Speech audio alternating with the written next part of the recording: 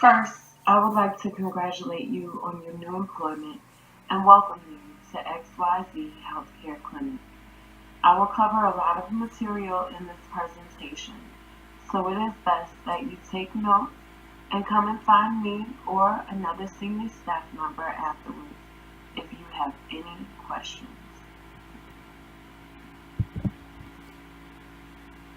The medical billing cycle is the process of submitting claims to the insurance company to receive payment for the services provided to patients. The steps of the medical billing cycle are registration, establishment of financial responsibility, patient check-in and check-out, preparing claims and checking compliance, transmitting claims, monitoring payer adjudication, generating patient statements, and following up on patient payments and arranging collection. These steps are essential to a biller, so let's take a deeper look at them. In the first step, registration, a patient calls the provider to set up an appointment. We collect some valuable information about the patient and the reason for the visit. If the patient has visited that provider before, then the patient information is already on file and the patient only has to explain the reason for the visit. If the patient is new, the patient will be required to provide personal and insurance information to the medical administrative assistant to ensure they are eligible to receive services from the provider. The second step is confirming financial responsibility. This means we determine who owes what for a particular service. Once we have the pertinent information from the patient, we can determine which services are covered by the patient's insurance plan. Insurance coverage can vary from person to person. Different companies also provide different plans. Therefore, it is very important that you check each patient's coverage to assign the bill correctly. Some insurance plans may not cover certain services or prescriptions. If the patient's insurance does not cover the procedure that the patient needs, you must make the patient aware that they will have to cover the entire bill. Patient check-in and check-out is the next step of the process. When the patient arrives at the provider's office, they will sign in. If the patient is new, we get them to fill out some new patient forms. If the patient is returning, we ask them to confirm the information that is on file. This usually is the phone number and address. The patient also has the responsibility to provide some kind of official identification. This might be a state-issued ID or a driver's license, maybe even a passport. Additionally, the patient will also need to provide a valid insurance card. We also collect co-payments during patient check-in based on the individual's insurance plan. The next step is to check billing and coding compliance. When the patient checks out, the medical report from the patient's visit is sent to the medical coder. The coder then abstracts and translates the information in the report into accurate, usable medical code. We'll talk a little more in depth about medical code in a bit. The coder assigns codes to the patient's diagnosis, any procedure that was performed, as well as supplies that were used. The report includes the patient's demographic information and information about the patient's medical history. This is called a super bill.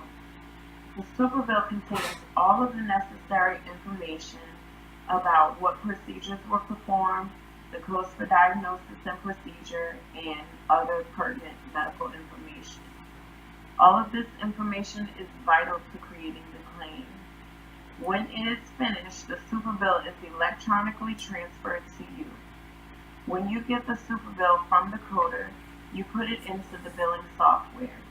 You should also include the cost of the procedures in the claim. Do not send the full cost to the payer. Rather, the amount the payer is expected to pay. The amount is calculated according to the payer's contract with the patient and the provider. When you have finished the medical claim, you are responsible for ensuring that the claim meets the standards of compliance for both coding and format.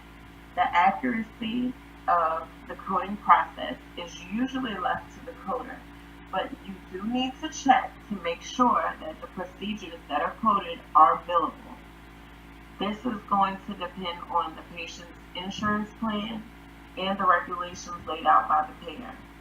Claims might vary in format, but they all generally require the same information. Each procedure is paired with the diagnosis code, which comes from ICD-10. The procedure's codes come from CPT, and the supplies are coded from HCPCS. Some claims will also include a place of service code, which explains what kind of facility the procedure was performed in. Additionally, you must ensure that the bill meets the standards set by HIPAA and the Office of the Inspector General, or also known as the OIG. The next step is transmitting the claim. HIPAA requires that all health entities that are covered by HIPAA to submit their claims electronically, except in certain circumstances. Billing electronically saves time, effort, money, and reduces human error in the process. In the case of high-volume third-party payers, you can submit claims directly to the payer. If you are not submitting a claim directly to a payer, they will likely go through a clearinghouse. While you are working here, you will be submitting your claims electronically. The circumstances that surround billing in paper form usually will be for smaller offices. Because we are a more high volume office, we will bill electronically.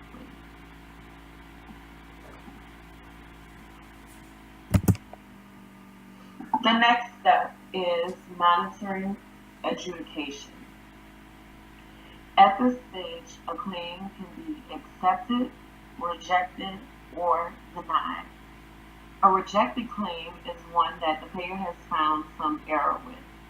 It may be missing information or miscoded.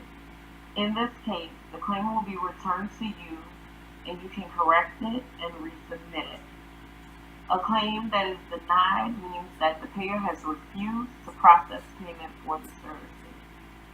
This might happen if you bill for a service that is not included in the patient's insurance plan. When the payer adjudication is complete, the payer will send a report to you or to the provider that details what and how much of the claim they are willing to pay and why. Oftentimes, the procedures that the payer is willing to cover and the amount the payer has assigned for each procedure may differ from the fees listed in the initial claim. If the patient has secondary insurance, the biller will take the leftover amount and send it to the secondary insurance. At this point, you will review the report to make sure all procedures listed on the initial claim are accounted for. If they are not, then you enter an appeal process with the payer. After all of this, we generate the patient statement. This may include an explanation of benefits, which is also known as an EOB. These are usually pretty straightforward. They tell the patient what charges were made, the date or dates of the services provided, what charges have been paid for, and what charges the patient is responsible for. The final step of the billing cycle is to ensure that these bills get paid. You are in charge of mailing out timely, accurate medical bills and then following up with patients whose bills become delinquent. Sometimes you will have to send out follow-up bills, contact the patient directly, or enlist the collection agency. That is the complete medical billing cycle. We start it over again every time a patient visits the provider.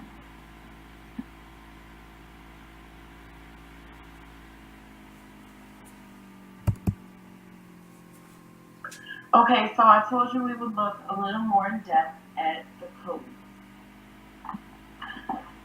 We have three different types of codes: CPT codes, HCPCS Level 2 codes, and ICD-10 codes. Current procedural technology codes are CPT codes, are codes that refer to procedures. These codes are used to describe the services that medical providers perform for patients. HCPCS Level 2 codes are alphanumeric medical procedure codes that are primarily used for non-physician services such as ambulatory services, durable medical equipment like wheelchairs or walkers, and prosthetics, orthotics, and supplies used outside of a physician's office. It's important to note that HCPCS codes are CPT codes. ICD-10 codes are the template vision of the internal classification of diseases. ICD-10 codes are used to classify diseases, signs, and symptoms found with the patient. We use these codes to communicate what services were provided and why to the insurance companies so that they can validate claims for payment. So you can see how ICD-10 codes are used in conjunction with CPT codes in order to show on a claim form why each service was provided, right? Because I'm not going to give a man a hysterectomy. Certain things can be ruled out that way. I did a sugar test on a patient because they are diabetic. I will put the CPT code for the sugar test, and the diagnosis code would be diabetes mellitus type 2. That's just an example. There are two types of claim forms. The first is a CMS 1500 form. This is the form that a physician uses to bill for services rendered on a patient. This form will include diagnosis. At least one diagnosis will be linked to each service performed to indicate why the procedure was necessary. This picture is a picture of a CMS 1500 form.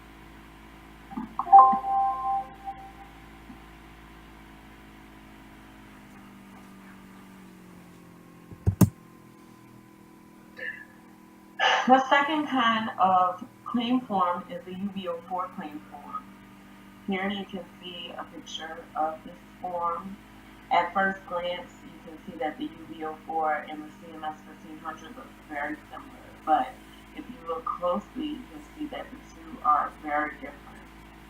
This type of form is used by hospitals and skilled nursing facilities to bill for the use of its resources. This might include things like equipment and tools and the furniture.